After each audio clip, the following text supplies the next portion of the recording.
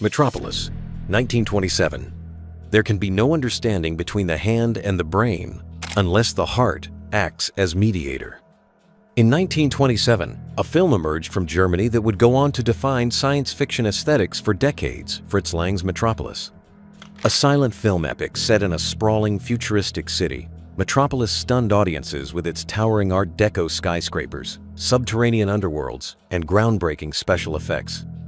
But more than its visual flair, it was the film's bold socio-political themes, worker exploitation, class division, artificial intelligence that marked it as visionary. Lang's dystopian vision unfolds in a sharply divided city where the ruling elite live in luxury high above while the workers toil below. The narrative centers on Freder, the son of the city's master, and Maria, a saintly figure among the workers, as they struggle to bring unity and justice.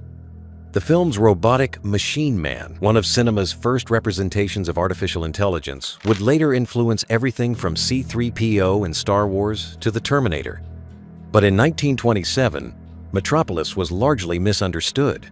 Audiences and critics found it dense, overly symbolic, and politically provocative. In the United States, the film was heavily edited and released in a shortened, reworked form that removed critical plot points. Financially, it was a disaster, nearly bankrupting the German production company UFA. Even its creator, Fritz Lang, later expressed reservations about its message and tone. 2001, A Space Odyssey, 1968. I'm sorry, Dave. I'm afraid I can't do that. When Stanley Kubrick's 2001, A Space Odyssey premiered in 1968, audiences didn't know what to make of it. Released at the height of the space race and cultural upheaval, the film was anything but conventional. With minimal dialogue, abstract sequences, and a meditative pace, Kubrick delivered not just a sci-fi film, but a philosophical odyssey that asked more questions than it answered.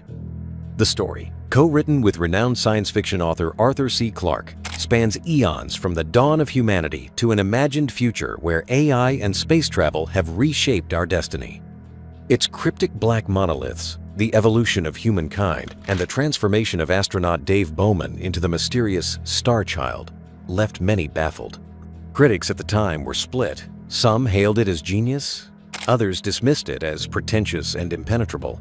Yet Kubrick wasn't interested in clarity. He was reaching for something bigger.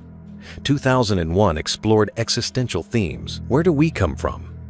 What is our place in the universe? And what happens when we create intelligence that might surpass us? The film's haunting depiction of HAL 9000, a computer with a calm voice and a sinister mind, became a cultural icon of artificial intelligence gone wrong, decades before tech giants began seriously discussing AI ethics. The visual effects were revolutionary, long before CGI. Kubrick and his team used practical effects, models, and camera tricks to simulate zero-gravity and deep space environments with startling realism. So much so that conspiracy theorists later, incorrectly, cited Kubrick as the mastermind behind a faked moon landing. Solaris, 1972. We don't need other worlds, we need mirrors.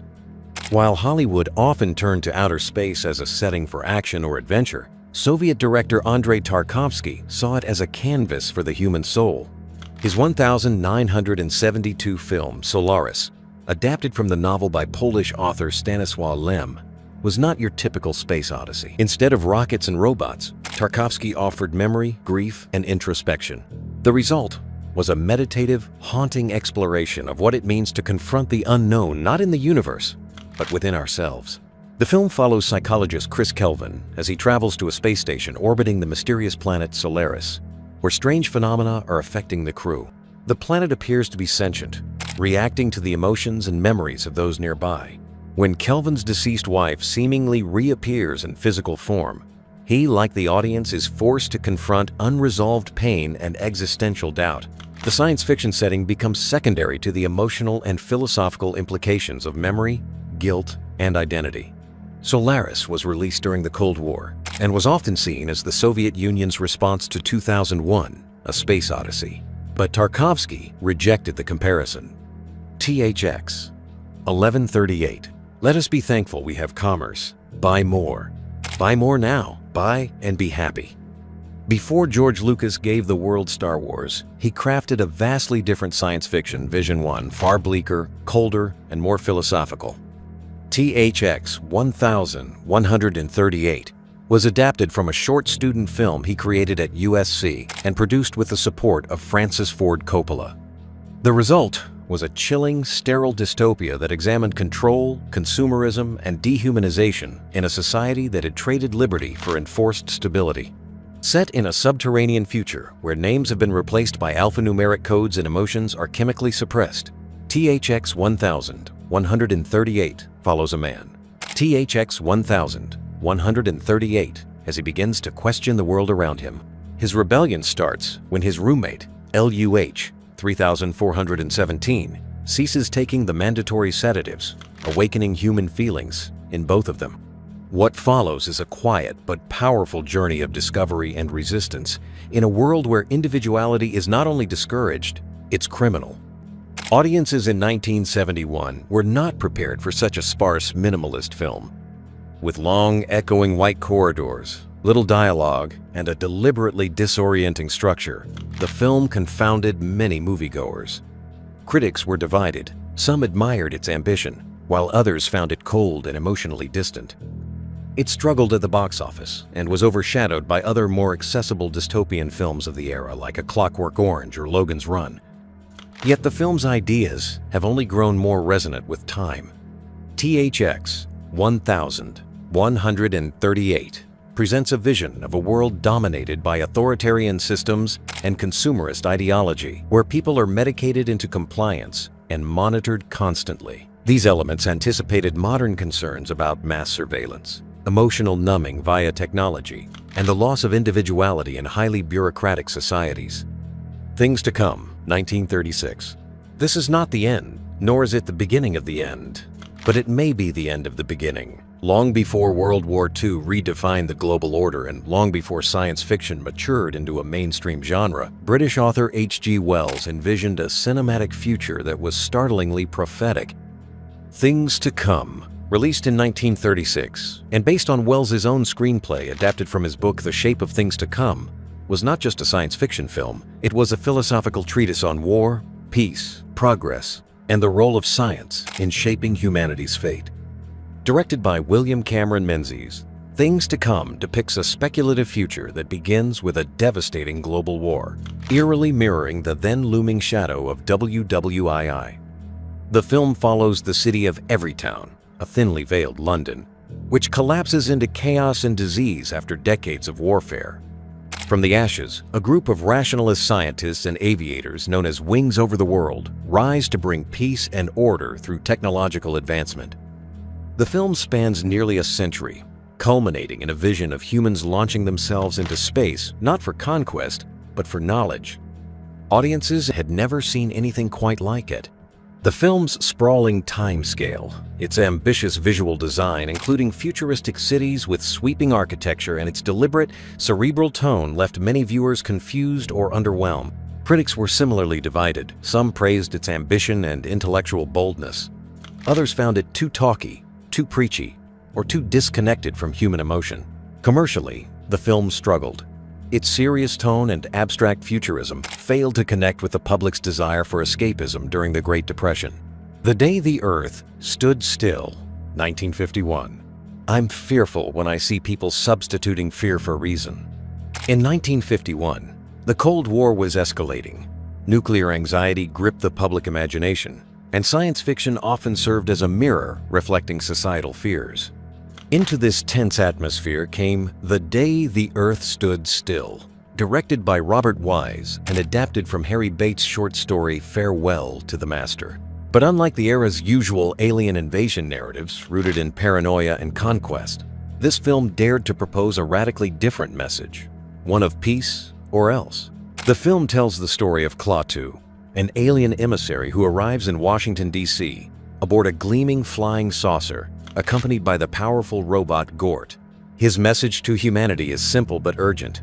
Cease your violent tendencies or risk destruction, not just from Earth's enemies, but from a larger galactic community that will not tolerate interplanetary aggression. Klaatu's warning is not delivered with hostility, but with grave intellectual authority. It's a plea for reason, cooperation, and survival.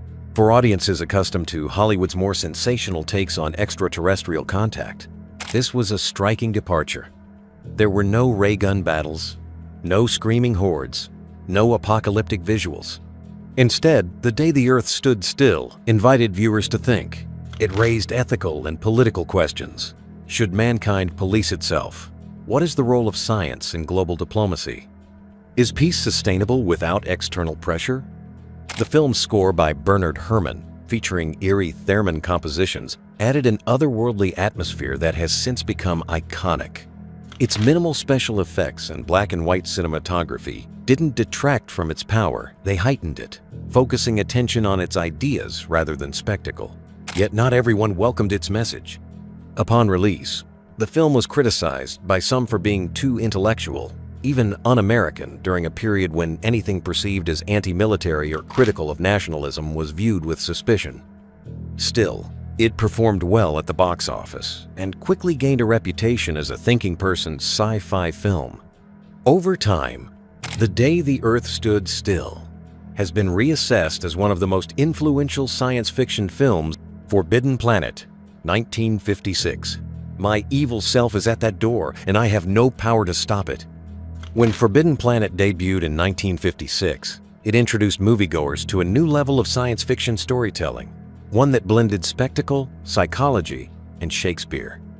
Loosely based on The Tempest, this groundbreaking MGM film took viewers beyond Earth to the mysterious planet Altair 4, where the remnants of an ancient alien civilization and the haunted mind of a scientist collided to deliver a story that was far more cerebral than its flashy poster art might suggest.